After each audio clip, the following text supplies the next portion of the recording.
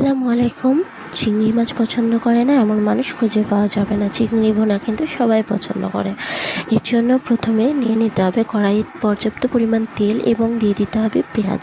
এগুলো একটু লাল হয়ে আসলে খুব সুন্দর করে রসুন কুচি দিয়ে দিতে হবে। রসুনগুলো কিন্তু একটু পাটাতে ভালোভাবে থেতে নিতে হবে।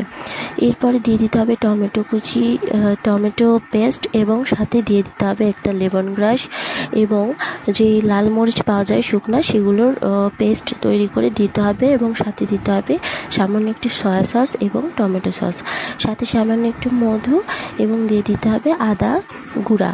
তারপরে দিয়ে দিব আমরা আলু এবং মটরশুঁটি। এগুলো ভালোভাবে নেড়ে সিদ্ধ হয়ে আসলে দিয়ে দিব চিংড়ি মাছ। বাস, চিংড়িটা সিদ্ধ হলেই তৈরি হয়ে যাবে। শালাকে শুনে একা থাকতে দিবি না, সবসময় বিয়ার পরে একসাথে থাকবি।